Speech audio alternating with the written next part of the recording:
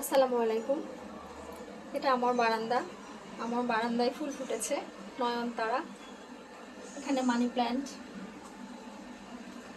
এটা কাঁটা মুকুট। এটা বেলি, সরি এটা হাসনাহানা। এটা বেলি।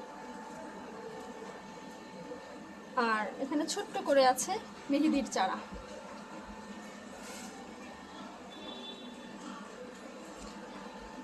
আজ বাহিরে অনেক বৃষ্টি পড়ছে। এই যে বৃষ্টি ধোয়া প্রকৃতি, রাতের আধার,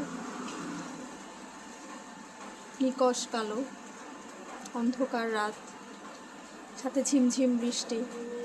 অসাধারণ মনোমুগ্ধকর পরিবেশ।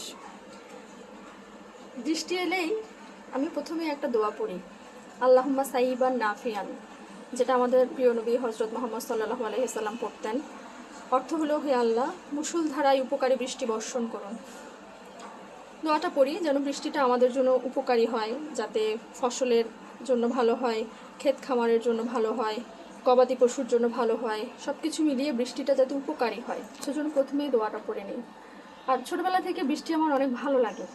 অ্যাকচুয়ালি বৃষ্টির দিনে জানালা খুলে বৃষ্টি দেখতে, বৃষ্টির দিনে গরম গরম কফি খেতে, চা খেতে আমি খুব পছন্দ করি।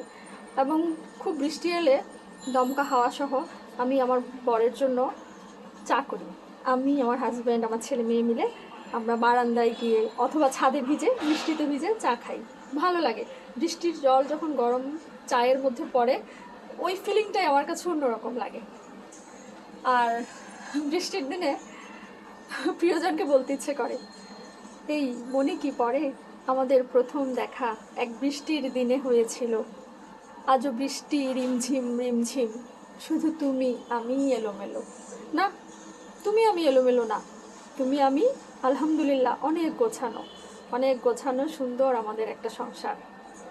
সবাই আমাদের এই সংসারের জন্য, ছোট্ট পরিবারের জন্য দোয়া করবেন। আপনারা সবাই ভালো থাকবেন। আসসালামু আলাইকুম।